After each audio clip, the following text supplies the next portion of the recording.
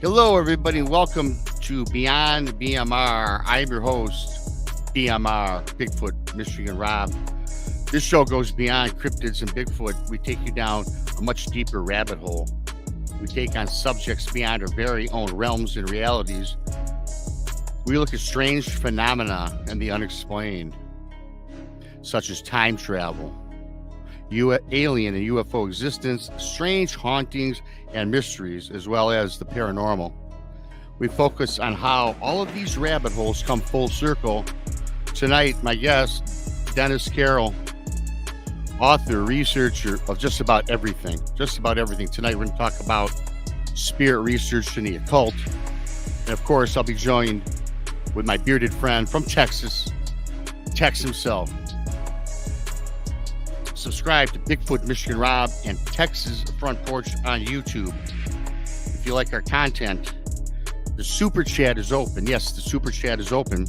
You can find us on Odyssey Radio as well as KPNL Radio with the lovely and Selene. Thank you out there in Oregon. Don't forget to subscribe, Texas Front Porch, Bigfoot Michigan Rob, and make sure that you do hit the alert bell, and please share us out. Also, don't forget, on Mondays, it is Texas Front Porch at 7:30 in the East, followed on Tuesdays, 8 o'clock in the East. We start the day with Van Buren Variety, followed by 9 o'clock in the East right here, Beyond BMR. Jason McLean does something called Mysterious Library on Untold AM Radio that comes on at 10 in the East. Also on Wednesdays, Jason McLean questions everything at 9 o'clock in the East. We got a great show Wednesday, by the way, me, Jason, and Donnie, talking about a whole bunch of things that's just happened recently. Thursdays, brunch with Bigfoot Michigan Rob, 1 o'clock in the East. 9 o'clock in the East is the Blondes and Booze Paranormal Podcast. If you can't get enough of the blondes and the booze, well, we throw in a little woo, too, on Friday nights at 9 in the East with the blondes, the booze, and the woo. And don't forget our friends, Jessica Jones, Spaced Out Radio, 10 o'clock in the East. Go check her out. I appreciate that. With that being said, I'm bringing up my buddy Tex. Hello, Mr. Tex. Howdy, howdy, howdy. How the hell are you, Robert? You know, I'm hanging in there, man. I'm doing great. Yourself?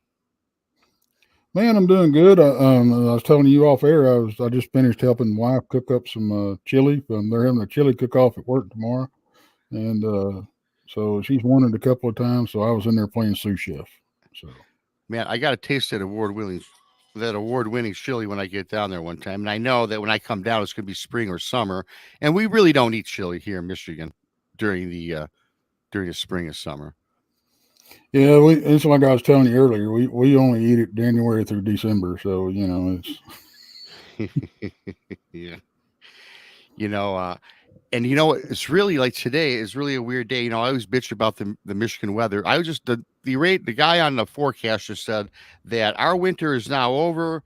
It's already 50 degrees. It's going to be 50 tonight, 55 tomorrow. And so, hey, hopefully that's it. Hopefully that's it for all my internet woes. Because, we have 3 days of storms, and all of a sudden, boom, the summer and spring starts to roll in. I guess you really can't. Yeah, we're looking at 60s and 70s and rain. Well, there you go. And I guess February is kind of your guys' spring, though. I doubt you guys. If we're not getting any more snow, I'm sure you're not. Well, I've seen it snow in April down here one time. A few times in March. It just depends if we get a front that blows through. But, we have 3 seasons down here. We have summer, fall, and football. Summer, winter, and football. So, yeah, I'm right with you there. I can't wait. See, I can't wait for fall because I'm really excited about next year's season. But, well, hey, you know what? Enough for that. We got a great guest, Dennis Carroll. I'm going to bring him up. I'm going to bring him up right now. Dennis, making sure he's ready. All good to go. Hello, Dennis. Guys. Welcome to the show, Dennis. All right. Back in December, you did a brunch with Bigfoot Michigan Rob. That was such a great show. Talked a little folklore over the holiday season. I and Jessica, and I follow your podcast. You do a William Nighthawk, High Strangeness podcast, and you have 3 other shows that roll off of that, much like we do here at Texas Front Porch. Thank you, Anella Gottfried, for the super sticker. Appreciate that. Yeah, thank you very much. You know, so I want to bring you back because I have found that you just know a lot about everything, whether it's paranormal to UFOs to cryptids to the inner earth to what we're going to talk about a little bit today, your spiritual um, research that you've done, and maybe some occult. And before we get into that, because Dennis, you have it laid out what you'd like to cover, which is awesome. And I love when a guest brings that because I can kick back and listen, get educated, as well as Tex and the rest of our listening audience. But before we get started, if you want to give a brief rundown of where you started, and maybe tell us where we can find you here in the beginning, because we do take a break after the 52-minute mark for the people from the radio side. Okay. Well, I've been in the paranormal for 55 plus years so far, and it's a subject that's never got old to me. And but I tell people, when it comes to the paranormal, I call that an umbrella term. The paranormal, it covers a lot. I like the whole pie. I don't want just one slice of it. I like it all. That's why I'm so interested in cryptozoology, UFOlogy, spirit research, the Earth anomalies. The list goes on and on and on. Even some of the major mysteries of the world, whatever they may be, whatever their ties are, that interests me. And I started out very young in this. I always make the joke I started out in diapers, but no, I was a little bit older than that when I started out. But I was probably in my early teens, around 12, 13, something like that. But I've always had a fascination with the paranormal and stuff like that. But I then began to have some paranormal experiences. Actually, I grew up kind of in a haunted house, and I had an experience when I was around 14 years old, and I'm going to talk about that a little bit tonight. But anyway, I had another experience that led me into demonology, which is another fascinating aspect of the paranormal. So I've had my iron in a lot of different fires there. Yeah, wow. So you started off in the paranormal. Basically, you kind of fell into that then. Is that what you were saying? Because you kind of broke up just a little bit. I apologize. Yeah, I actually had an experience when I was about, I think about 14 years old. I was with some of the kids in the neighborhood, and there was a house in the neighborhood that had been boarded up for a while. It was a big old 2-story house, and it had been abandoned for quite some time. And we were all, I think they were mainly interested in getting in the house to see what they could find. I think some baseballs had disappeared in there too as well. And I was kind of hanging out with these guys, and they kind of actually had to break in the back door of this old house because it was all locked up tight.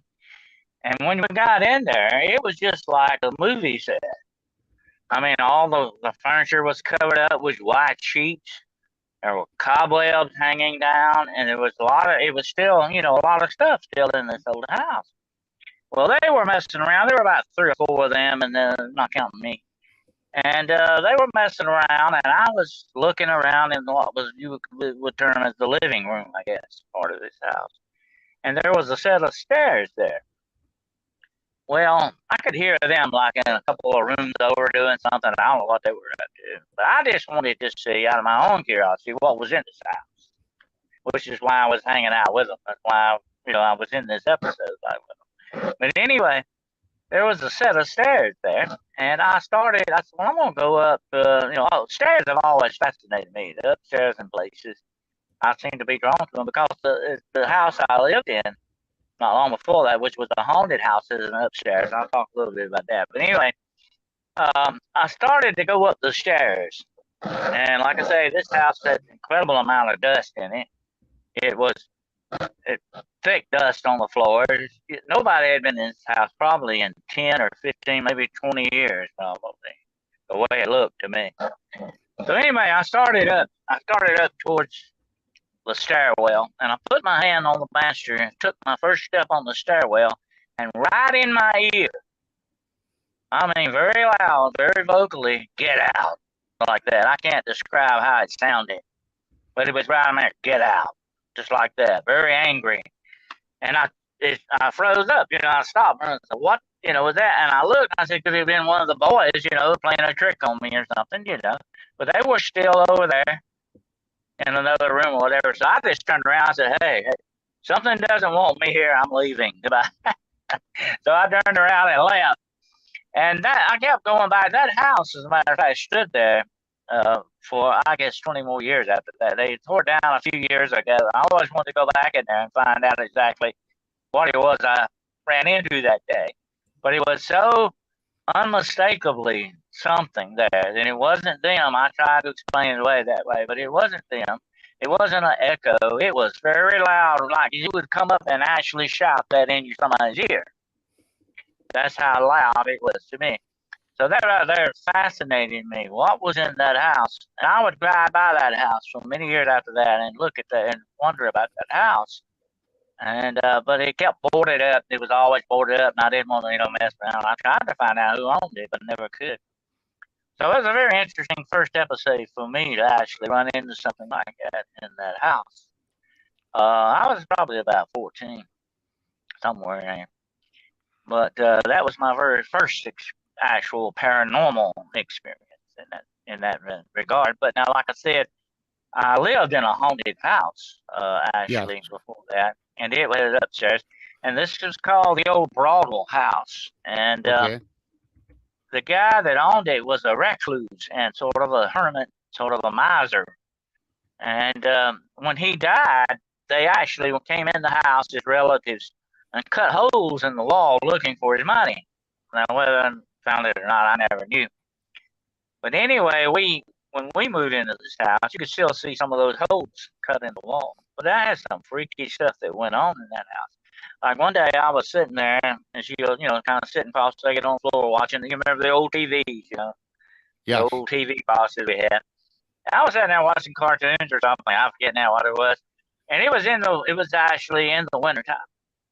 Okay. And there was a door right in front of me, right to my left, over next to me, in front of me. And all of a sudden, it was, I don't know whether I got up, went somewhere. I come back. I was going to turn the TV back up. It was quiet.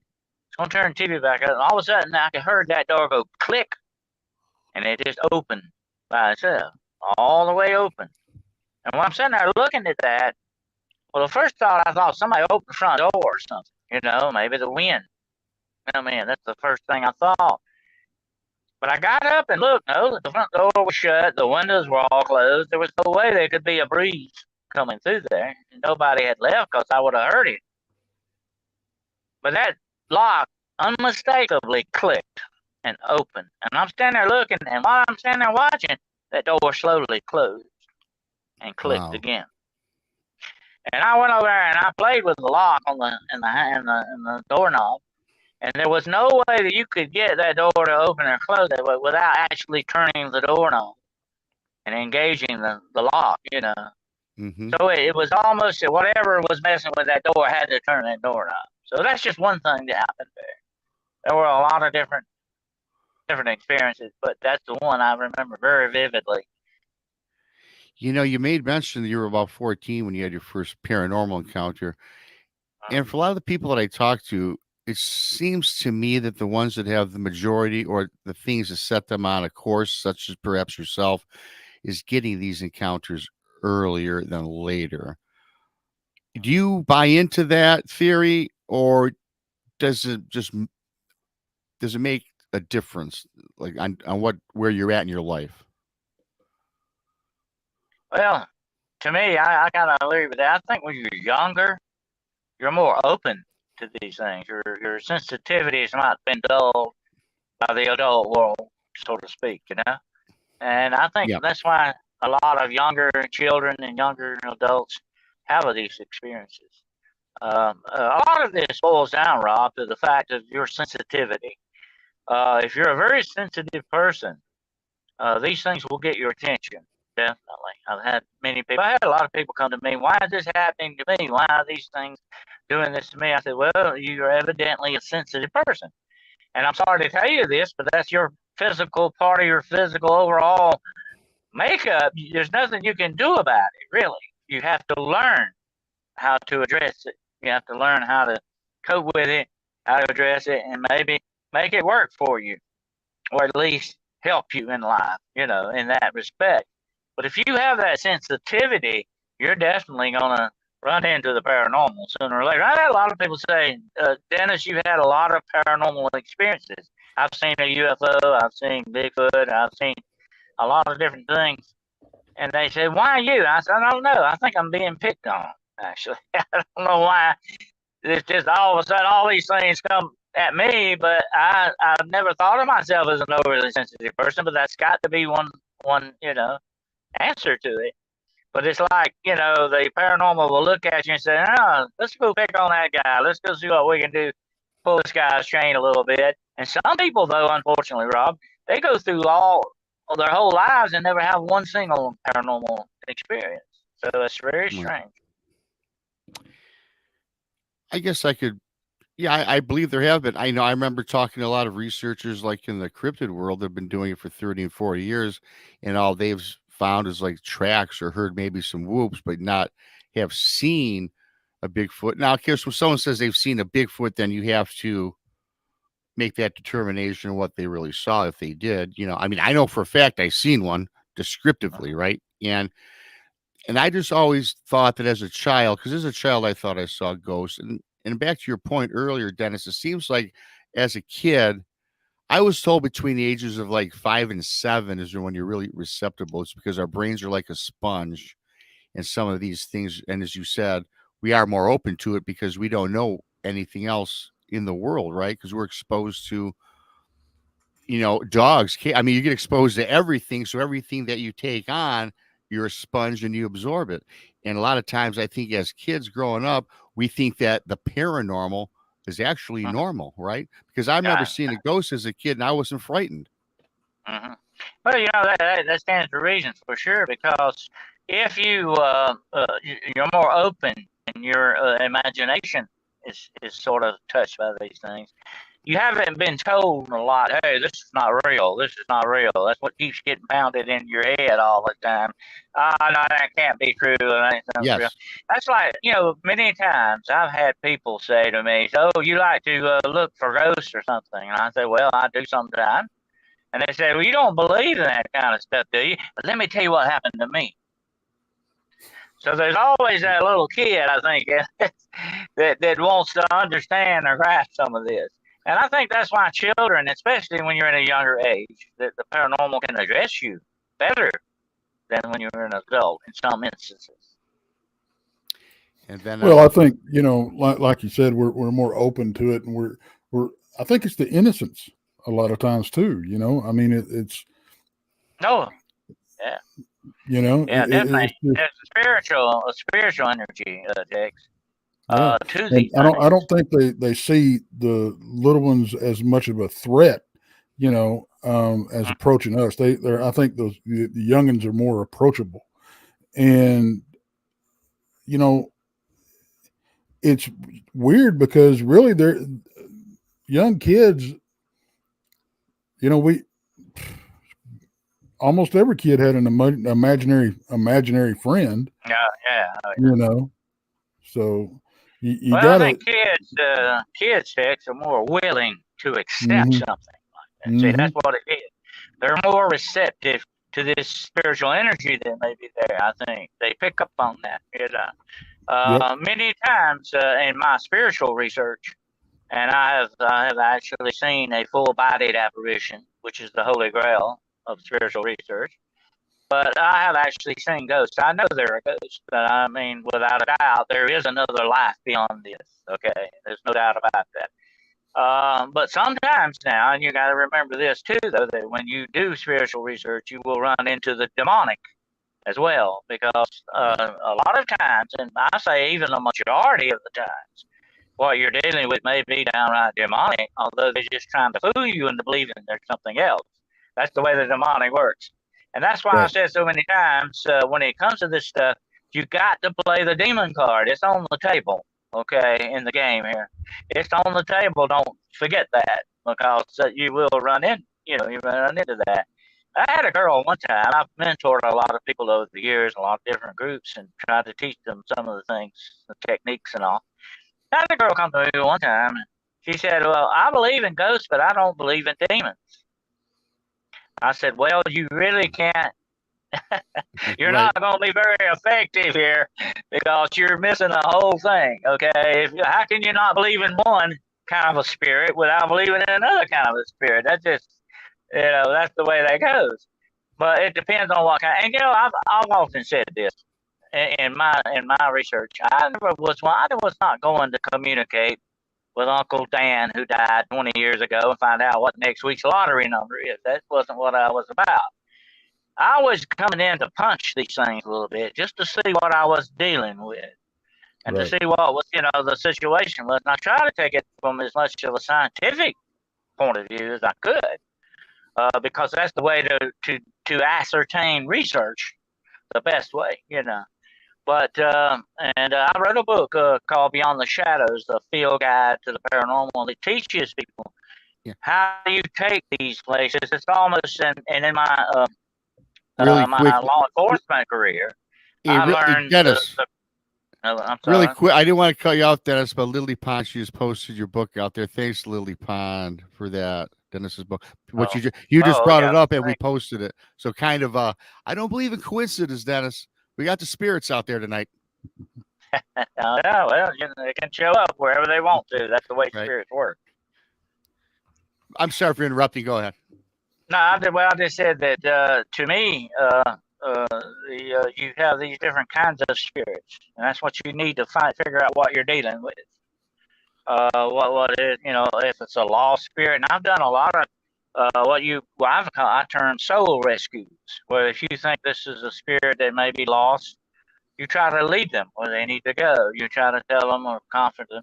And if you're someone that has unfinished business, I had a very famous case, very well known case, where they came to me about this man that was being seen in a field. It was on a farm, and some of these little kids had seen this man, and he was an older kind of fellow, had the bib overalls on, and he would be seen walking in this field. And finally, the grandmother of these little kids found out that what they were seeing was her father, who had passed away. And what it was, and I come to find this out when I always interview, try to figure out what the back history is on these things. He was killed in a tractor accident out in this field. The tractor went over on him, and he was crushed to death. And they, after that, not on a regular basis, but every once in a great while, somebody would see him out in this field, trying to walk across. And what it was, the more investigation I got into on this thing, he had died trying to get out from under that tractor, and his last thoughts were trying to get home. Okay, that was what the whole thing was. And the kids didn't know about this. They didn't know about any of this, and they described this man to her. And she took a picture of her father, which they had never seen, and says, "Was this the man?" "Oh, yeah, that's him. That's the man in the field." That's the name of this case, is what I call it, the man in the field. So I go out to the field that night, and she was very upset about this. You know, anybody would be, your relative, So I went out in the field that night, and I called to it. I had his name, and I called him Frank or whatever. I said, "Frank, you don't need to come home anymore, okay? It's over. You need to go on where you can rest and be at peace. You need to go to the light or whatever." It's kind of a little ceremony like you kind of lead them, and you tell them, "It's okay. You don't have to come home. We know you're all right where you're at. It's time for you to go on." And I've done this many times, and he hasn't ever been seen back in that field since then. And Wow. so hopefully he's aggressed. So that's one thing you do when you run into with spiritual research. You may run into what I call lost spirits. They don't know what's going on, or whatever the case may be. Unfinished business. Yeah, I don't know. I've always believed that there was good and bad spirits. But here lately, I've been, I don't know. I've been kind of questioning that theory, because I know, a lot of the spirits are tricksters. Is who they say they are. Right. And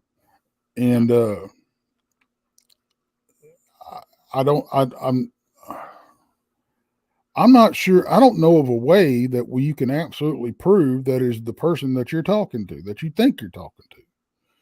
But I find it also strange that you can tell, like you did, Frank, it's okay to move on. The family's okay. You're okay. Everything's all right. You can go ahead. And then they do. So that to me, that leads, that gives the theory, that makes it hold water, that there are good spirits out there. Otherwise, well, they just stick around and mess with you more. So I don't know. I know I've run into some crazy stuff. Well, I worked at a hospital for about 30 years. And you talk about one of the most haunted places you can ever go to. Definitely a hospital. A lot of stuff goes on in that. Right. But when you die peacefully, Tex, in a bed, usually with your family around you, that's a good way to go. We all know that. You don't hopefully don't suffer that much. But what is more traumatic than death, except maybe birth? Death is a very traumatic thing, and sometimes I think it may confuse people. It may confound people. It may, especially, and here's another thing, and I'm going to say this is wild conjecture, but I find it to be very true in some aspects. Even these evil type spirits can keep regular spirits, especially if they possess that person in life, from going on to where they need to go. They are still held in a spiritual bondage by these things. I've run into that, other cases like that. So you never know what aspect you're dealing with until you get in and do investigation, poke and prod, try to find out. Well, just like a surgeon, if he doesn't know where the bullet's at, he's got to look around a while. You got to try to figure out what's going on. So anyway, there are definitely spirits, evil spirits or demons, whatever name you want to call them, that will definitely either hold spirits in bondage or try to fool you into believing something that's not true, because they want to lead you away from something that you might need to find out. Hidden knowledge on something that might release or help living people, for that matter. So, you got a lot of different aspects of spiritual research. I was told, and I heard that upon our soul, upon death, right? A lot of you hear about somebody ascending to the light or the darkness, and I also heard where you're even given a choice if you want to come back in a different world or in a different, like, reincarnation. Let's say come back in the year 1600. But I also have this question: can we find out before we die where we're going to end up through maybe some sort of medium or some other process? Well, I've had a lot of people that have wondered about that, Rob. How am I going to end up? Where am I going? What's my future going to be? I think that's left up to a much higher power in many aspects than our decision. But the decisions of the things we do in our lives, I think, decide that for us in the end. If we live a good life or a bad life, what do we expect to get out of that? If you produce good things, you're going to get, positive stuff. But if you produce negative, you're going to get some negative vibes back out of that. And I think that may be what's waiting for us in the afterlife as well. This spiritual energy that we are, and, as we've all, and I've said this, and go into a little scientific thing here. Einstein once said that everything is energy. It only takes in different forms, one kind or another, but it never goes away. That energy remains forever. And I think that is us, spiritually speaking. Our spiritual energy will remain. And it could be, I think, that sometimes the way we deal with others and deal with our life may have that positive or negative output in the end of our life, of what may be waiting on the other side. I have often wondered, and one day I'll find out for sure, we all will, what is on the other side waiting for us, For sure.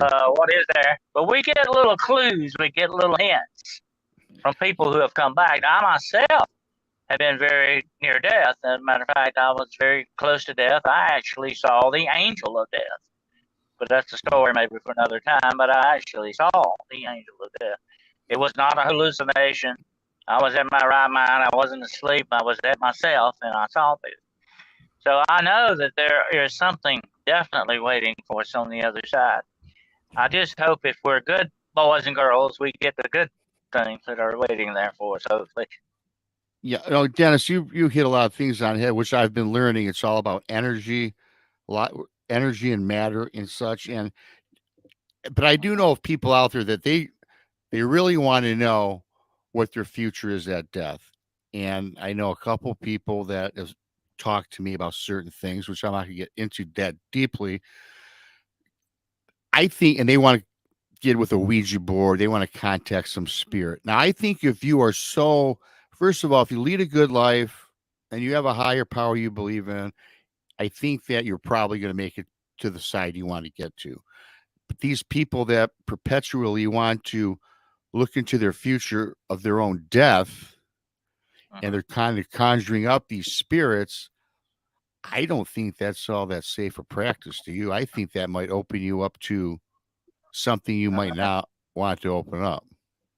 Definitely, I've had that. I've seen that happen.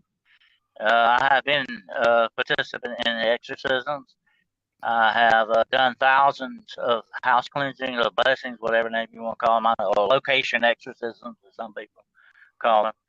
I've run into these spirits on many occasions. I have seen demons face to face. I know they exist. I know they are real, and they can take on many different forms.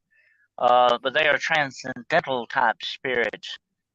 They can appear to be whatever they want to be, to fool you or to take advantage of you, whatever the case may be. I've often said that the demonic they are opportunists. Don't give them any opportunity because they'll certainly take it if they can. That's just the way they are. But they are there. They are real. Not like that girl I ran into. She just they scared her so bad she didn't want to believe it. But please remember, what you don't believe can hurt you just as bad as what you do believe, because it is real. And I can tell you without a doubt, sitting here tonight, just as sure as you and I, all three of us are here, that these things do exist, and that the human spirit goes on. And I think that when we pass on past that veil or doorway or whatever description you want to give it, I think we become higher beings in consciousness and spirituality, because we are no longer tied to the failings and the of this meat jacket that we're wearing. I think we become a different being altogether in that respect.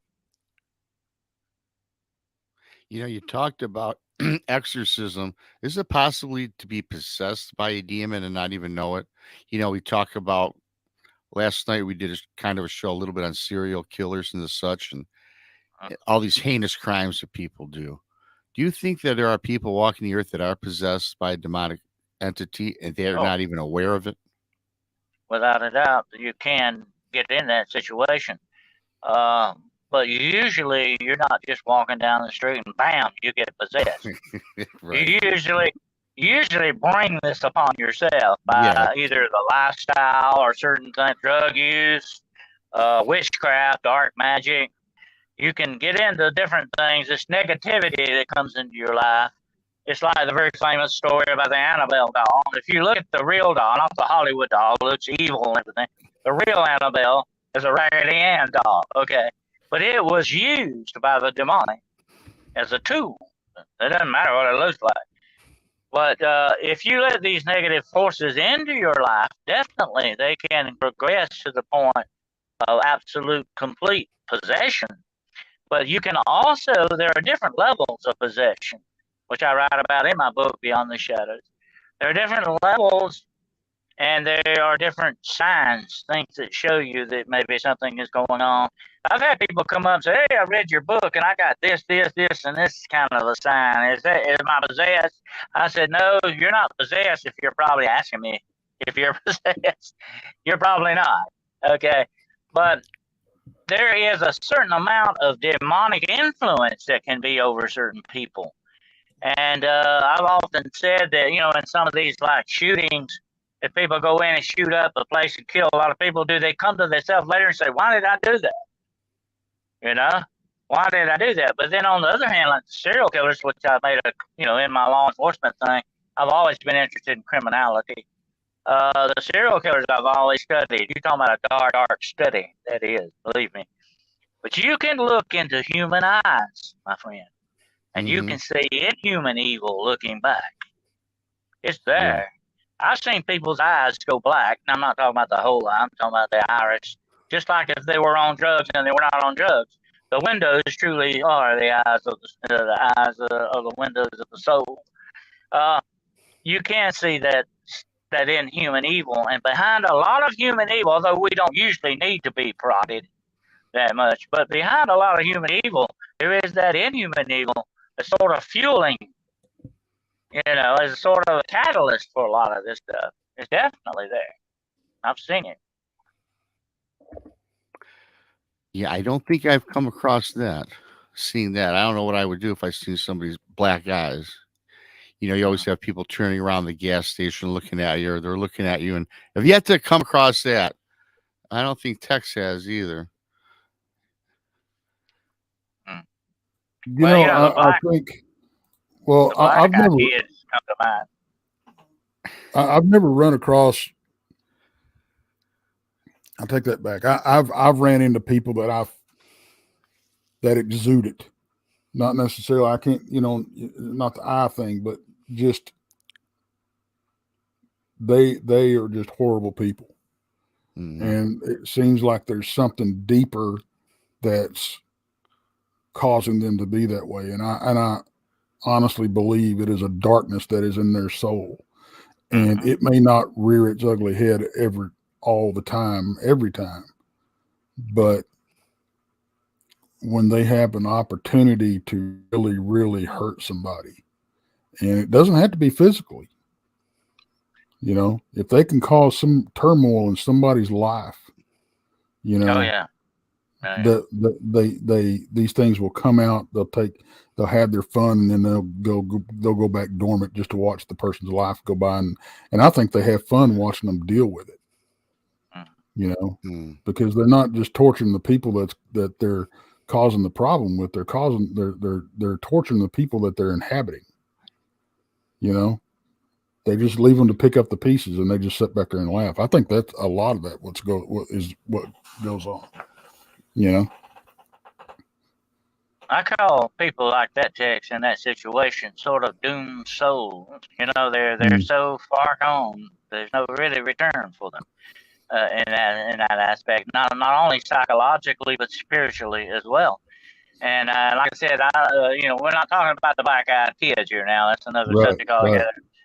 But when you look in the iris and you see looking back, here's what I describe it. Those eyes looking back, you're like the cold, hard eyes of a shark. You have no feelings, no emotions. The human is gone. You know what I'm saying? And, like a shark, he doesn't mind. He's just going to eat you up. He's going to kill you. It don't matter to him. Your breakfast or whatever part time of the day it is. He doesn't care. These people don't care. They've gotten to the point where they no longer care about anything and nothing bothers. Those are the most dangerous people you will ever run into. Yep. Yeah, they sure are. And again, you brought up the black guys, and I asked Tex, and I've never seen the black guys, but I think we all have intuition. Like, I don't think this is unique for me to get that feeling to somebody's looking at you. Like if you're standing in line at the grocery market and you get that feeling somebody's looking at you. I think we all have the innate ability, and I think we all can do these things and have strong intuitions. Now, some that practice it certainly more so than others, like mediums and stuff. But I got a quick thing that I picked up on, because I can sum up a person in 2 minutes, whether or not what their intentions are and if they're good or bad. I've been able to do this. And point in case, the best one I ever came across that really was meaningful was a neighbor kid on the block when I was growing up. I was about 13 years old. This kid was about 6 or 7. And I just thought this kid, the way he conducted himself, there was something not right about him. Nothing right about him. And then he ended up going into high school, getting in trouble in high school. And I know about this because he was a neighborhood kid. And there was just a look about this kid, not the eyes, but just a look, the way he carried himself. And I said, I bet you that kid ends up on the wrong side of the law one day. About 10 years ago, I found out about this kid through an older neighbor in the neighborhood. Said, Rob, remember we were talking about that kid, whatever his name was, Jimmy? Yeah, Jimmy, man, bad news. I thought that kid was bad news. Well, Jimmy ended up in prison for murder, and it wasn't like a family thing. He committed a homicide to some random person on the street. And way back when I said, man, I thought something was strange about that kid. And here, like 30 years later, I find out my intuitions were correct. That to me, so I get what you're saying about that look that you can get, or that perception, or that vibe, that negative energy that somebody exudes. Well, I had something very similar happen to me like that, Rob. A boy I knew, I went to school with, a young boy, and there was always something off about him. There was always something that I don't know, I just couldn't feel right about. And you have that discernment sometimes, especially when you're younger. Yeah. Some people have an ability for discernment. And I'm kind of like you. I've always been able to read people very easily that way. Well, this guy grew up, and I lost contact with him and all that for long. Grew up to actually murder a cousin of mine later on. And I'm thinking back over that. I said, you know what? That does not surprise me, because that guy just always came to me as being downright evil in that respect, So I kind of understand where you're coming from, man. I never met the guy, but I had an uncle, and my cousin owned a liquor store. And my cousin had went to the bank to do the drop off, and my uncle was babysitting the store for him. And this guy picked this certain point to rob the store. And he killed my uncle, beat him to death with a ball-peen hammer for $47. Oh my God. To have to do that to somebody, I think bludgeoning or stabbing somebody repeatedly is probably one of the most evil things that a person can do, because it doesn't, it's not just like popping a cap in somebody and letting them drop. It's a repetitive motion that you have. There's plenty of opportunity to stop, but when that evil takes over and they just continue and continue and continue, and Jack, they say that most of and we know this well in law enforcement, most of the people that murder you, them most of the time. They're either acquaintances, who they are. That's a bad statistic, but that's very true. And, there used to be an old saying, inside everyone there is a murderer. It just takes the right thing to click at home, to make it happen. To me, I believe that very much. The human spirit is a very, very flaky kind of a thing. You never know which way it's going or which way it may come down on you. And I say that the most dangerous animal on this planet is not the shark or the wolf or the lion or the bear. It's mankind. It is humankind. Oh, we're locusts. They are the most dangerous. I think human beings are locusts. I really do. I mean, we can't find something, that in nature that are, that we don't either want to destroy or change.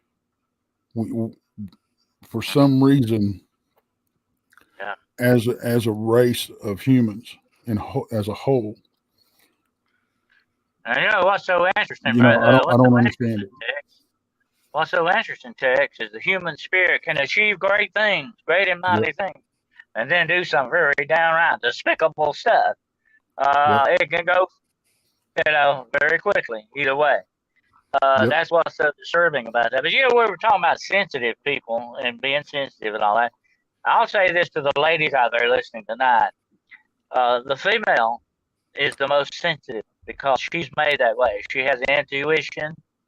You come across in nature, since you're talking about nature, you come across a female tiger, you're probably doomed. That's it. You might get away from the male, but the female is not going to let you get away, especially if she's got cubs. That's just the way that's going down. But the female, is made to take care of the young, and in nature, she is the most sensitive of the pair.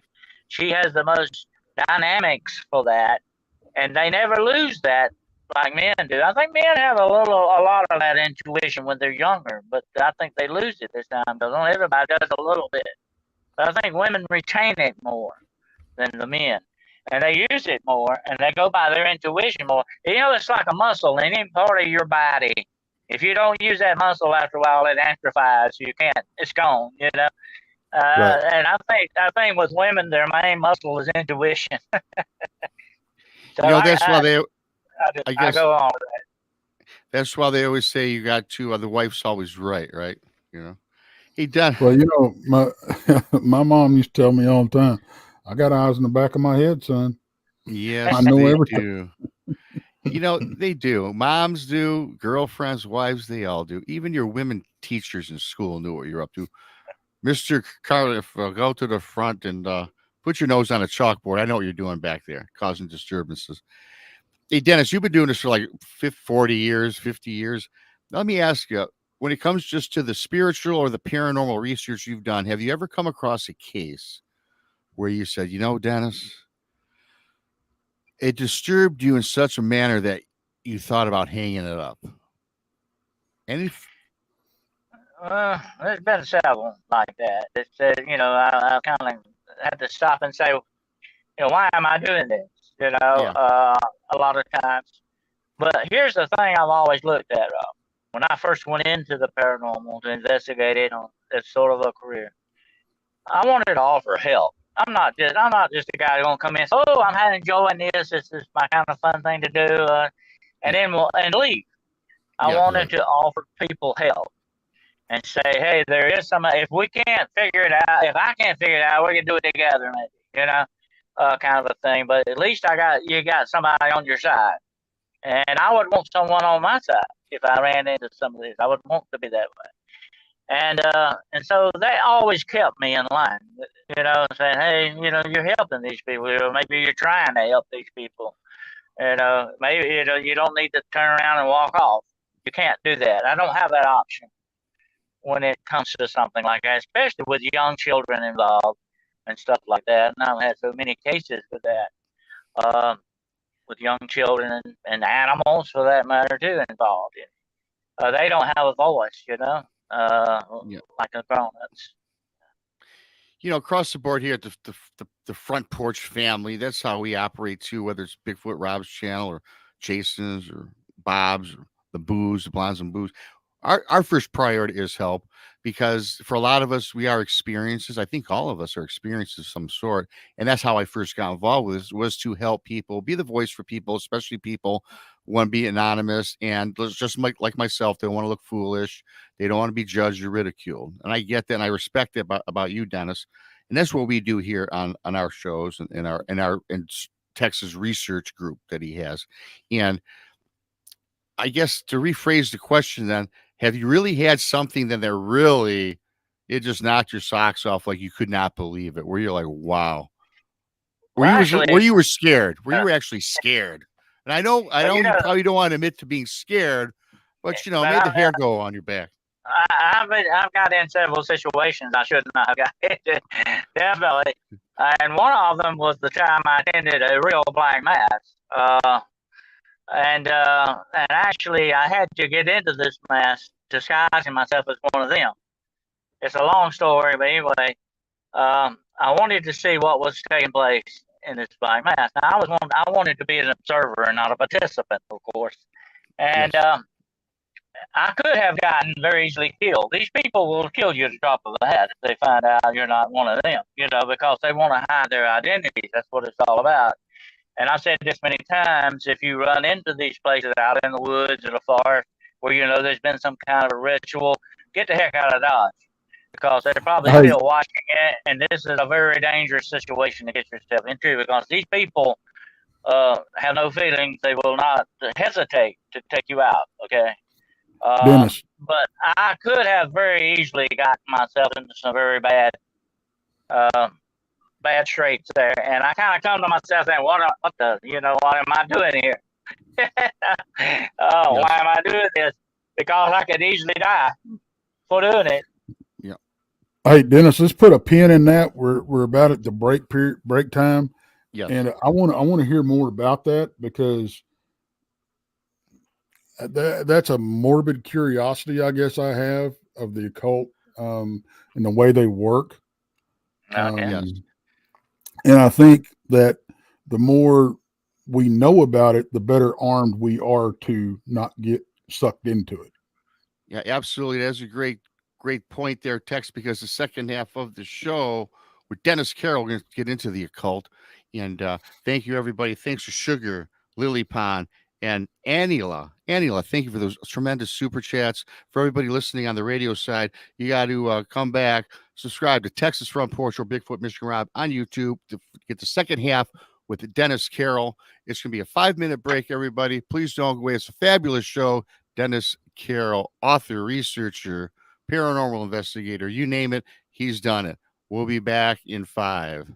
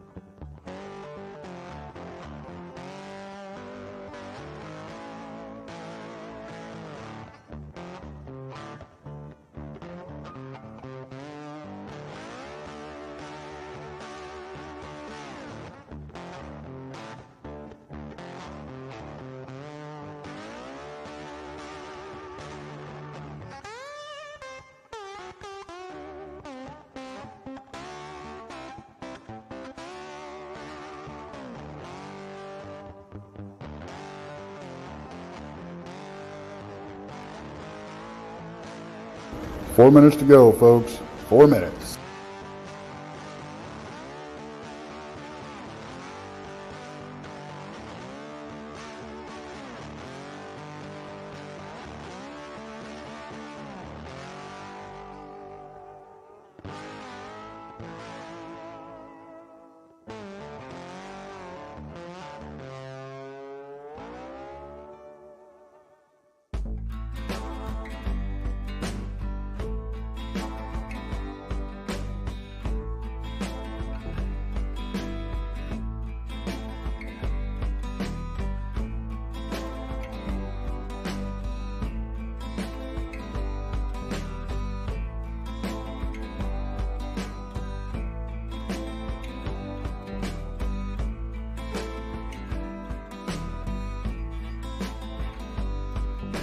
Three minutes. We're almost there.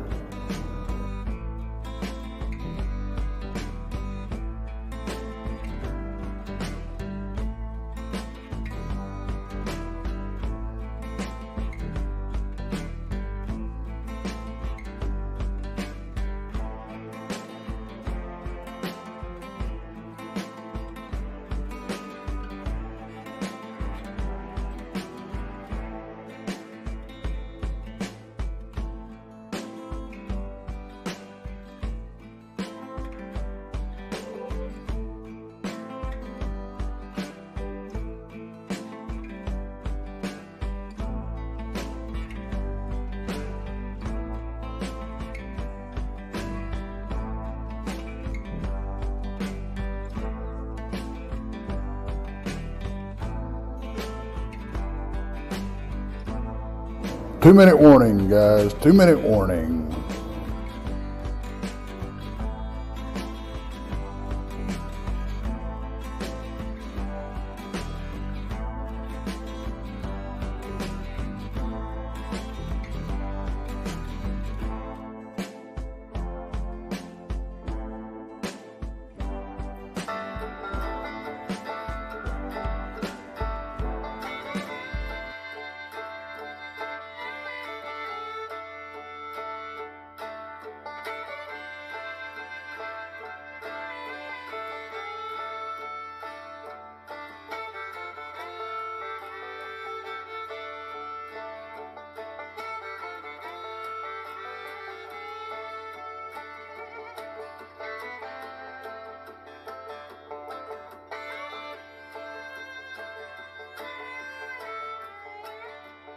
1 minute. 1 minute.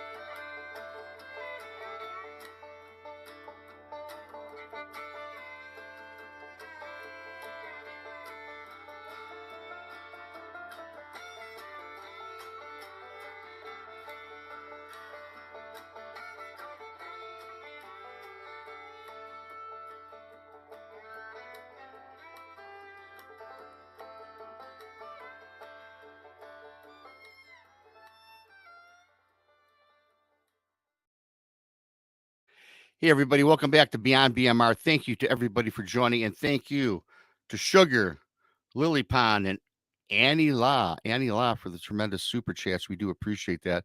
We have a tremendous show tonight with Dennis Carroll. Don't forget, Mondays is Texas Front Porch, 7:30 in the East. Tuesdays, Van Buren Variety, 8 o'clock in the East. Beyond BMR, 9 o'clock in the East. Jason McLean does something called Mysterious Untold AM Radio, 10 o'clock in the East. Wednesdays, Jason McLean questions everything at 9 in the East. Thursdays, Brunch with Bigfoot, Michigan Rob, 1 o'clock in the East. Later on in the evening at 9 o'clock in the East, the Bonds and the Booze Paranormal Podcast. And if you need more of the booze, you get a little woo mixed in there on Fridays, the Blondes and the Booze and the Woo, 9 o'clock in the East. Don't forget Jessica Jones, Spaced Out Radio, 10 o'clock in the East. And she also has her own channel, does some other great things over there. Don't forget Spaced Out Radio, Dave Scott, second annual fan party in Las Vegas, May 19th through the 21st. The Brunch with Bigfoot Michigan Facebook group page has all the details for that. I'll be there. Tex will be there. A whole host of great people will be there. Should be a fun time. I hope you all show up, or at least try to turn out. I'm going to bring back Tex and Dennis Carroll. I am back. Tex is back. And Dennis is back. Thank you once again, Dennis. I really appreciate you coming on. You're just a wealth of knowledge. I could have you on every week, to be honest with you. Tex, we're going to get into a little bit of the occult, and you started getting into a story towards the end of the first hour, and then Tex is really wanting you to have the rest of this to start this segment.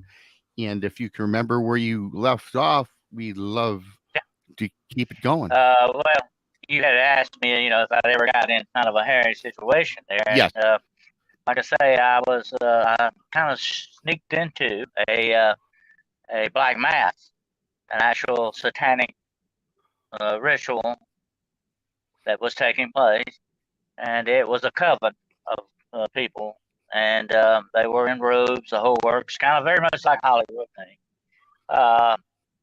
And they actually,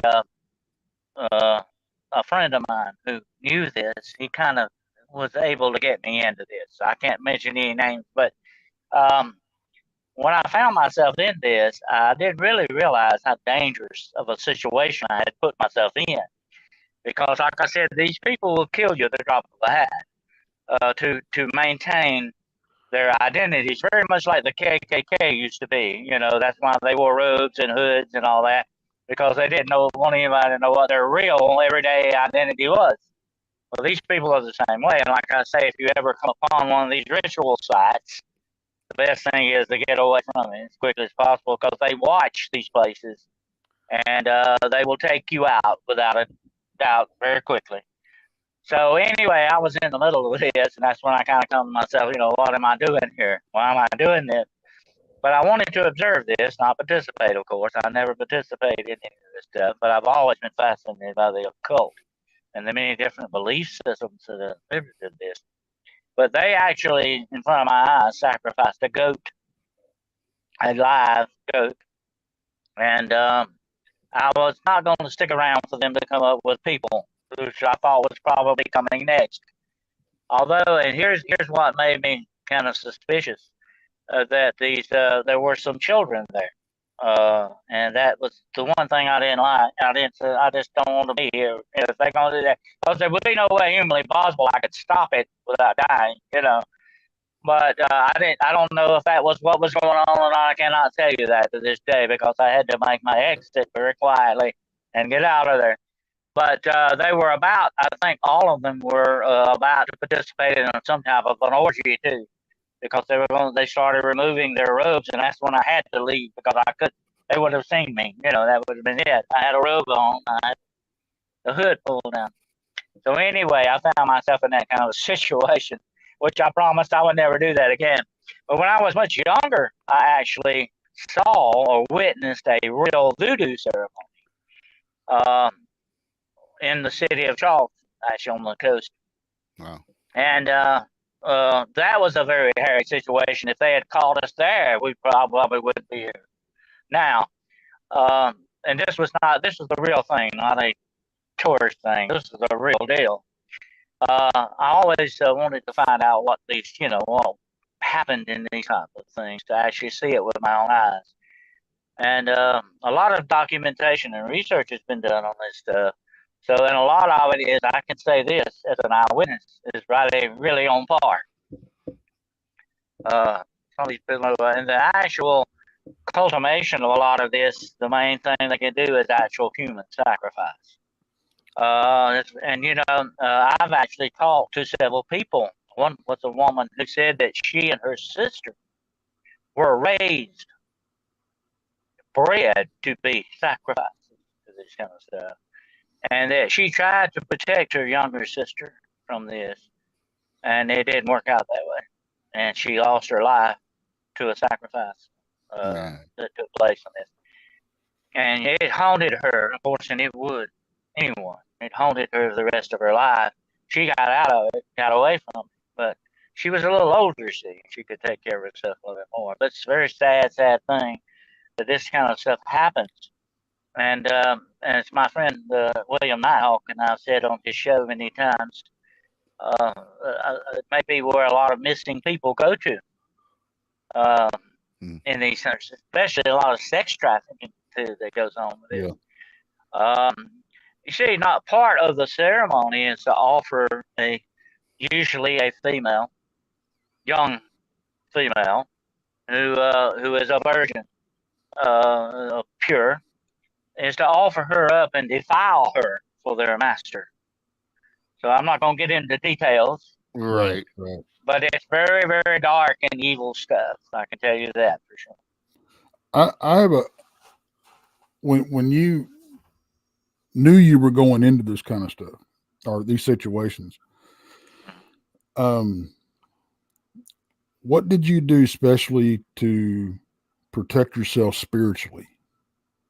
Because if I was going to do this, that would be my first concern. Yeah, I would advise you to get yourself prayed up, or to rely on whatever faith, whatever religion you have. I quote, I think it's Romans 13:12. The night is far spent, the day is at hand. Let us therefore cast off the works of darkness, and let us put on the armor of light. You've got to have that armor of light to keep this darkness at bay from you. And that faith, that whatever faith system you believe in, is a very powerful thing, because the human mind and the heart connect together on this, and it kind of puts a shield, I guess if you want to call it a psychic shield or whatever. It puts that shield around you, that hedge around you that will protect you. I've had a lot of people ask me, Tex, over the years, you've studied a lot of these occult practices. Did you ever want to try it? Didn't you ever want to, maybe try it out? I said, no. I think I was kept from that because of my faith in God, because I wanted to observe, like I said, with that situation, but not participate. I had no desire to participate or instigate any kind of actions in that way, in that manner. But and that is a draw, though. There's a draw on the dark side, you might say, like in Star Wars, the dark side. Right. can't draw you. It can draw you. I've had a lot of young people come to me. Oh, tell me all about demons. Tell me this. They were fascinated by this stuff. And I said, no. You don't want to take that kind of an attitude with it, because that's what they're looking for. They want you to be fascinated with them. They want to draw you in and establish that rapport, and you must guard against that. So you have to really steel yourself psychically, spiritually, mentally, physically, emotionally against this stuff. And you got to be very careful, whatever your weak point is, to shore that up. You're like a fortress. You know, they can't take that fortress as long as you don't have a weak spot there in it. You know, and that's the way these things work. You know, we of course have run into some pretty dark stuff out when we do our research. And that's one thing that we've got I mean, it's personal for everybody, honestly. How you armor yourself, how you protect yourself or whatever is a very personal and intimate thing to me. And we were talking about this subject the other day, and if you don't, you can pray all you want, but if there's no true belief there, they're just words. That's very true. Yeah. You know, a prayer can be just like a ritual. You know, it's just something you carry out. That's not going to do it. You've got to believe it. You've got to take it into yourself and make it your own. That's why you say it's so personal. You know, if it's not personal, it's not going to work. I'm sorry, but that's just the way it goes. You ever see that movie where the guy comes out against the vampire with the cross, you know, and the vampire laughs at him and says, you got to have faith to use that. Yeah. So that's what real faith is. I use that. I sometimes use that example. The cross, showing a vampire your cross, if you're a non-believer, it don't work. It's all about your intent and your belief, right? Right. That's what puts the power behind it. You know, I've had a lot of people snidely say, oh, that cross is not going to save you. I said, no, it's not. It's the faith that's behind it. It's a symbol of what you believe. That's what it is. You know, that's what it's all about. It's just a piece of wood or metal without that. You know. Yep. That's the way it goes. I have a crucifix that is very, very special to me, and I've told people about it before.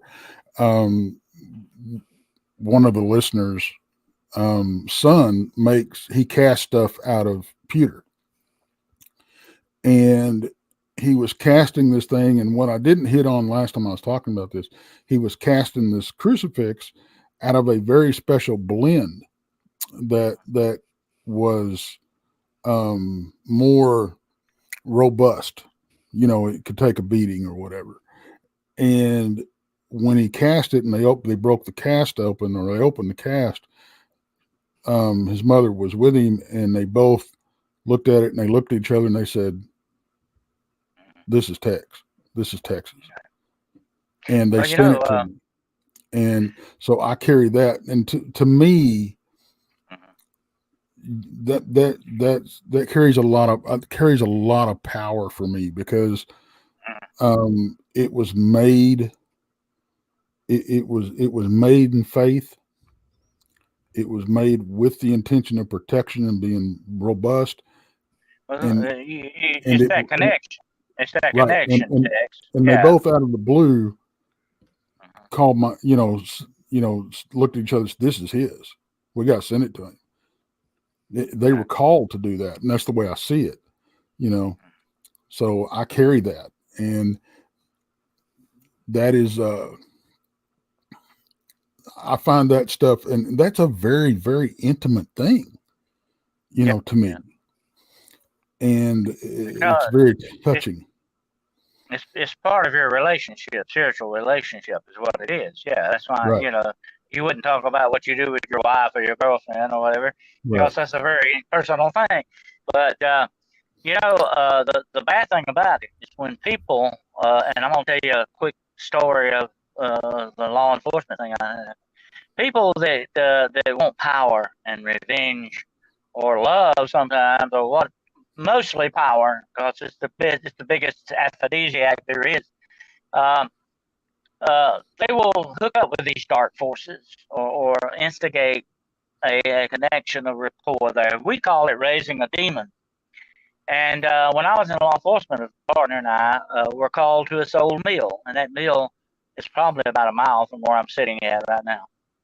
And this mill had a sub basement, and the guard of the mill had called us because there was something going on around here. Some doors were being left open, stuff. So he called us in that night. And we went to, he said that some of the stuff was in the sub basement. There was a basement up under the basement. So we were down deep up under this old cotton mill, actually, is what it was. And anyway, we got in there, and the further down we got close to this, I got the feeling this stuff, okay? Have you ever been anywhere where evil was so prevalent, so strong, that you felt like a fog in front of you almost, like you could touch it with your hand? That's what I felt that night. And going into this basement, there was this huge pentagram, a blood circle pentagram. I won't get into details on that, but I could tell this was nothing that was amateur. Okay, this was a real deal. So whoever did this knew what they were doing. Because I knew what the signals were on it. They are called magic signals or runes that were drawn on this. Now, when you call up a demon, you have to stand in the circle of protection. And the demon's on the outside, and he can't get to you. That's the only way you can control your fate when you deal with demons. But if you break that blood circle, you're in bad, bad trouble. Because then he can get to you. And this circle was broken. And there was blood on the wall. I told the guy, I said, hey, let's just get out of here. There was burnt candles. Whatever happened, I told him, I said, whatever happened here, it went real bad. Okay, let's get out of here. Let's just get it. There's nothing else here. And I don't know what kind of blood was on the walls, whether it's human or what, you know. Wow. But we left. And it was not maybe a week or so later, that whole mill burnt down. Burnt completely down. Which I've often said, there are some places so evil that they can't last very long on God's earth. Okay. And I think that's what happened with this place. But when you see something like that, you feel it. You know, you really know that you're coming up against something very dark. And I want to tell you something else. When you deal with this darkness, as I have, you pay a price for it. You do pay a price for it eventually. Yeah. You know, that's really interesting because you talked about the circle, breaking the circle, and then you're in trouble, especially with the demonic. What about these people that have had something? Now, maybe then this is different now. Maybe it's not demonic, but they felt the presence. They felt it was demonic, and they felt that their life was in trouble or in jeopardy. But I'm personally, you know, when you get back to the religion thing, I'm spiritual versus religious guy, but I do believe in God. Therefore, that's where I go with this. But you hear the stories about people that perhaps the evil is reaching to them, and they'll pray to Jesus, they'll pray to the Lord or to God. The evil entity goes away, but they were not inside a circle, though. So are you talking about something that's way more powerful than just, I mean, I don't know. I would think a demon, the devil, and evil is all the same thing, right? Or they're different categories. Well, they have a power, a dark power. Let me say this. The God of this world is not God. He is Satan. Okay. He stole this world from God, if you want to look at it that way. That's why Jesus in the Bible called him a thief and a murderer and a liar, because of what he is. He stole everything. He'll murder you. He's a liar. You can't believe anything he says. The demons, well, that's their boss, and they do what he tells them to. And they're very well organized. Matter of fact, they sit on the boards of some of the biggest corporations in the world. Yes. They are in our military. They are in everything. They're in religion, sports, Hollywood, media, everywhere. This influence is there, the demonic influence. And that's what you can feel. You can feel it from time to time. We're just human beings, but we can feel this because that's just built into us, okay? Some of us feel it more than others, of course. Like I said, some are more sensitive than others. But we can feel this. This evil. It's there, when especially that presence is in our atmosphere. We know it's there. We can feel it. And like that night, I could feel it. I mean, it was so real. You know, it was so close. Like I said, it was like a fog. If you go out in a fog, you get wet. You know, it has a reaction on you. I could feel that. And actually, I wanted to go home after that and take a shower. Okay, because it felt like I was, been rolling around in some bad muck or something. Anyway, you can feel this. You need to pay attention to it because something is trying to tell you something. Okay, and it might be time for you to, think about a prayer or some kind of protection or to protect yourself, because there may be an undue influence trying to get its way with you or trying to connect up with you. I've had people tell me that they've been harassed by UFOs. We'll have to do a show on that sometime. I got some very interesting UFO days. I'm sure you do. But anyway, I've had people say they've been harassed by them. They'll go outside and there they are, messing around in the sky. And I had one guy say, well, I even tried this myself, signaled it with a flashlight, and it will signal back. Are these things trying to establish a rapport with you? And I've had a lot of people come and say, yeah, they affect your mind. They psychically reach out for you. Even Bigfoot has been described doing that telepathically.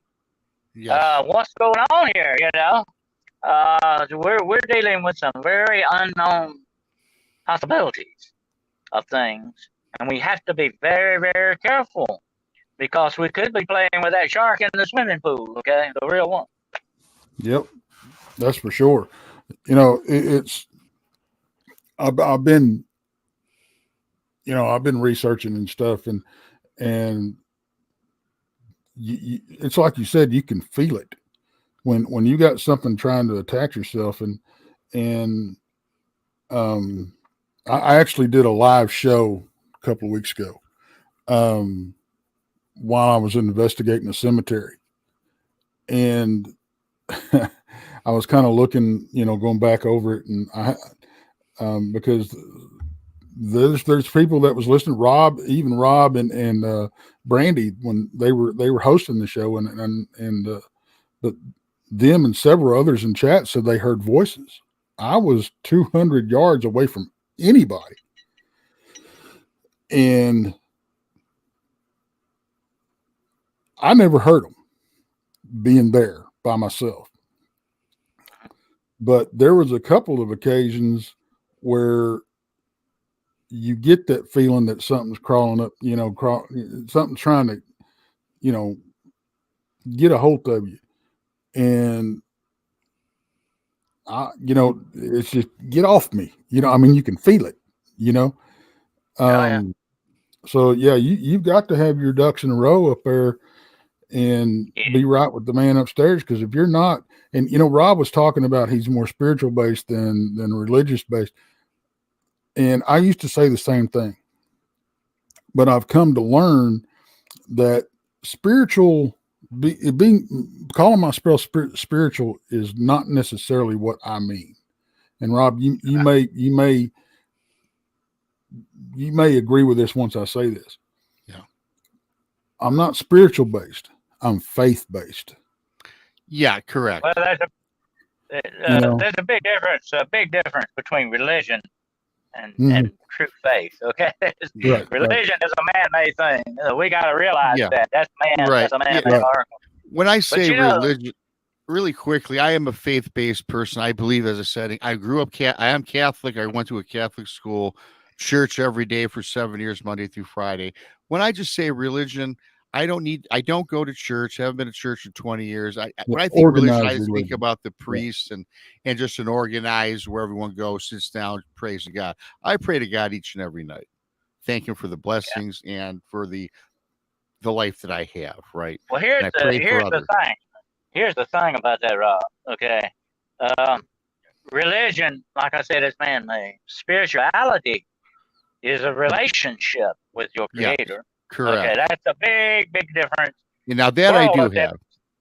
Yeah, yeah. I do and have you can that. have you can take men have taken that relationship with God to the moon. Okay, you can take that with you anywhere you go. It doesn't have to be in a church, but it's part. It can become part of you, and that's a good thing when it becomes. But you would not believe how many times I have been attacked by these forces in certain places that I've been. I remember pulling up to one house where this was a very bad situation. And I felt something burning on my arm. I looked down. I hadn't got out, still in the car. 3 scratches on my arm. I mean, deep-looking scratches. I poured some holy water on it, and I spoke to the spirit. I said, "You're not going to stop me. You're trying to stop me, but you're not going to stop me."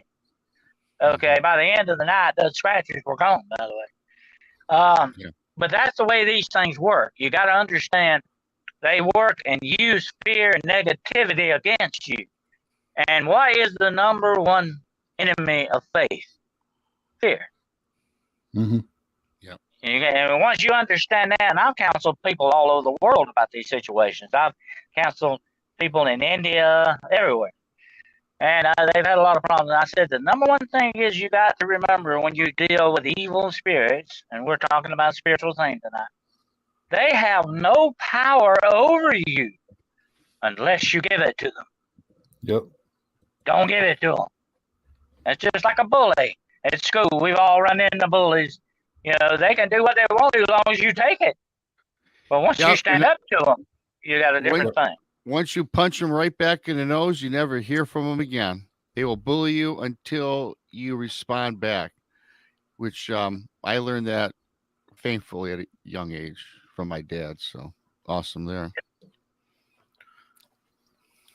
Yeah, we did an investigation last October or something like that when we all went to the Hill House, and one of our guys got scratched, and it almost looks like a pentagram was getting scratched into his back. Yeah,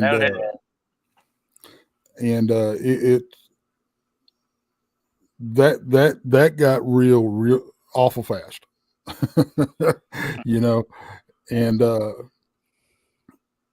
it's, and I always say this, and I know people are probably getting tired of hearing me, but when you're if you're gonna get into this stuff, you better know what you're doing. Yeah, and you're gonna research this stuff, and you're gonna go out there and roll around in the mud with these critters. You've got to have your armor on. And the thing about it is, and I think a lot of people don't understand, it's like we were talking about, you know, if there's not faith in it, it's just words. If you go up there talking about how much faith you have, doesn't matter. If you really and truly do not have it, that is a chink in the armor, and that's all they need. And they'll find that chink too. Believe me. Mm-hmm. You got to be very. You wouldn't believe how many times I've had stuff knocked out of my hands. Been pushed down the stairs. These things will come out flesh forward, but I'm going to tell you what they are. They're cowards, really. They're really cowards. Like the bullies we were talking about. They're cowards. Yep. They're not going to come face to face with you if they can help it. They're going to come around your back or at you like a sidewinder. They're not going to come straight on you. But then you got to treat them that way. You know, you got to deal with them like that. But like you're very right in that aspect. Don't have a chink in your armor. Don't let your guard down, because that's what they're looking for. That's what they're waiting on. Yep. I like what Be Kind said. I put up. It's normal to feel fear. Our power is remembering our faith when afraid. And I think that is well said. Well, you're human. You're a human being. Right, you're going to be fearful. You got to understand you're just a human. But you can shore that up in many ways. You can use that fear to strengthen you in your aspect and your outlook. And a lot of times, our fear is based on the unknown. Yeah. And once the unknown becomes known, it's not quite as fearful. And that's another way to address your fear. You know, we all, show me a man that says he has no fear. I'll show you the biggest liar in the world. I mean, Right. everyone knows fear. Everyone knows fear except God. Everyone knows fear. That's normal. But you can take that and use it and understand why you're doing it. You're okay. You'll win. Yeah, it's, you know, it said a brave man is not someone that's not afraid. A brave man is someone who is afraid but faces it, pushes through it. And Or John Wayne used to say, it's being scared and saddling up anyway. exactly. That's very true. Yeah. Yep. And that's the kind of, and that's what faith does for you. It as far as I'm concerned, it allows you to push through there, because you got to understand that once you accept Jesus and all, you know, and you're covered in the blood, that you've got the biggest, baddest dog on the block on your side. Oh yeah. You know, and if I have seen Tex, these things recoil and back away from just the very name of Jesus. Yep. They don't like anything like that has anything to do. And you know, the Bible says you must test the spirits. You test the spirits in certain ways to find out if they're of God or if they're something else. And once you find out what kind of a spirit you're dealing with, then you can take an action against it. That's where your faith becomes a work of faith. Action becomes a work of faith. Yeah, and I wish people understood that you can talk all you want, but actions speak louder than words. You know?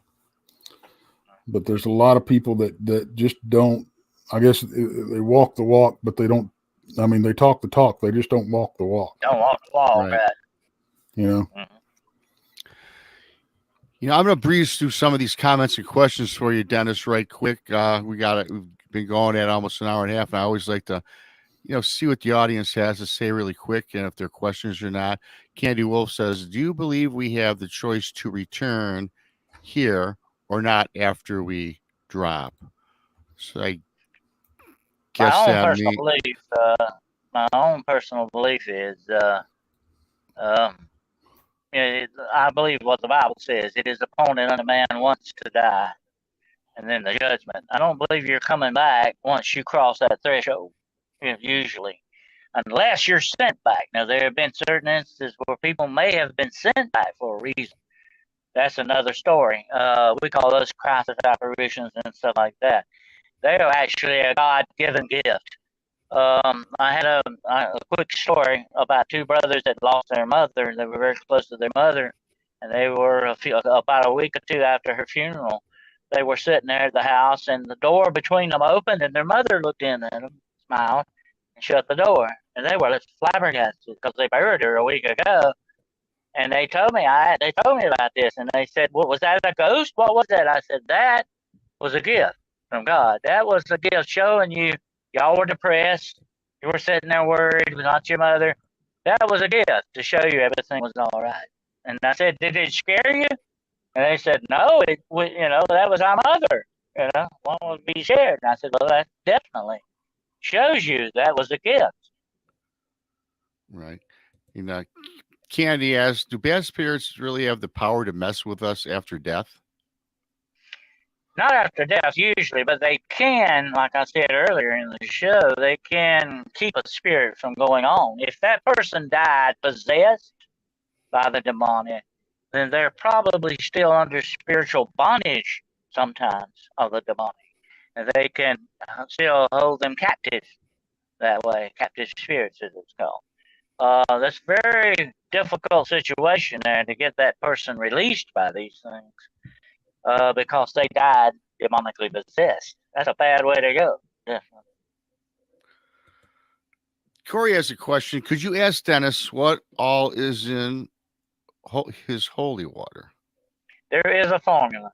There is a formula for holy water. I had somebody ask me one time, "Can I drink it and I'll be all right on the inside?" I said, "Well, no, I wouldn't advise that. Sprinkle it on yourself, but don't advise that. But holy water actually is like mostly part water, of course, and it's got sea salt in it, a little sea salt, and it can have rosemary in it. It can have certain things. It depends on what you feel led to put in there. There are certain herbs that are called holy herbs that can be used in that, but mainly it is sea salt and water, and a little maybe something to make it smell better, maybe a little lemon or something, whatever that way. But it's not the water like the cross I talked about earlier. It's the prayers that are said over the water. It's what it symbolizes. It's blessed water. Is what it basically is. Blessed water. Pardon me. That's okay. I know frankincense and myrrh is used too. So, a lot of these statements here are pretty much agreeing to what you said about, it's all in our belief. Pretty much in agreement, and everyone's loving that you're our guest here today. I had a question that it might be a question for another time, but you did mention about, the devil, rules the world as such. And what you said makes a lot of sense. And we're talking about the occult, and there's secret societies and things like that. We do another show where we talk about the New World Order and that. And so what I'm gathering, do you think that our government, and this is not a political question at all, but there are a lot of these secret societies, Dennis, that are pulling the strings of government? I think so. Across the world. Aspects in that, but the demonic, I think, are the puppet masters. Okay. The satanic powers of darkness are the ones that are pulling the real strings behind the societies. Okay. I think that's where that true, like I said, that darkness, that inhuman darkness is. It's back there in the shadows, working and doing well. Like I said, they're sitting on the boards of corporations. They're in the military. Yeah. They're in Washington D.C. They're everywhere. And they are working, but here's the good news. There's the good guys on there working too. Okay. Yeah. I believe in angels. We can sit here this time tomorrow night. I can tell you ain't nothing but angel stories. Okay. Cause I've done a big amount of research on that. I believe in angels. I've seen demons. I know there's a God and there's definitely angels. Okay. If you got one, you got the other, definitely. But, the good guys are working too. Okay. And they will win in the end. Well, I think that the good guys will win in the end, and I think that's a perfect way to end this show. It's been over an hour and a half. Dennis Carroll, where can people find you that are interested in following your work? Okay, well, my email is ghostwolfdc@gmail.com. You can go to my website, which is Dennis W. Carroll, DennisWCarroll.com. And the links to my books and a way to contact me are on that website. I'll actually put the links to in my description. And don't forget, too, Dennis, you got your podcast. It's on pretty much 3 or 4 times a week with William Nighthawk. And it's Nighthawk High Strangeness Podcast. I really started watching that after I had you on the show. Then I had William on the show. And I got to tell you guys, if you guys haven't subscribed to that channel, it is more than just one subject. Dennis and William cover a tremendous amount of cool topics that I know that each and every one of you in chat and listening later would really appreciate. I like it. I got it on my favorites list. In fact, on my YouTube page. That's how much I like it. So I do suggest that. And again, I'll have the links. Yeah, no problem, Dennis. Thanks to Sugar, Lily Pond, and Anila, I guess Annela, Anila, a new subscriber, I imagine. So thank you for the super chats. Don't forget, we're on 5 days a week. Texas Front Porch YouTube channel, Bigfoot Mystery Rob YouTube channel. Bob Van Buren Variety. Go check him out. That's his channel. And of course, the Blondes and Booze Paranormal podcast as well. We have a new Facebook group too. Texas Front Porch is on Facebook now. The Texas, just like it, Texas Front Porch Facebook group. That's right. And I have a Facebook group. A lot of you guys know that. Oh, also, I dropped a new podcast called Thanks, Tex. Now I'm, going on here. The Beyond BMR podcast is found on Spotify and Anchor if you want to check that out. It's kind of what I do. You guys have probably, it's a lot of the same shows over and over, and I have a lot of cryptid stories on there for you guys to check out for those of you that follow podcasts. With that being said, thanks for that, Tex. Thank you, Dennis, once again. You're going to be back. I'm thinking about having you on every 3 months because we could talk for hours. And, and a lot of people, I got to go to the doctor early in the morning. Otherwise, I'd keep you on. Nothing major. I'm always available, sir. Yes, you are. I do appreciate it. Thank you to everybody in chat. Thanks to everybody listening later. For those listening later, the super thanks is open. That's a good way to help support the channel if you do. But like we always say, your money is important, but sharing out and subscribing and passing the good word is much more important. We do appreciate that. And for Tex and for Dennis Carroll, we are out. Thank you.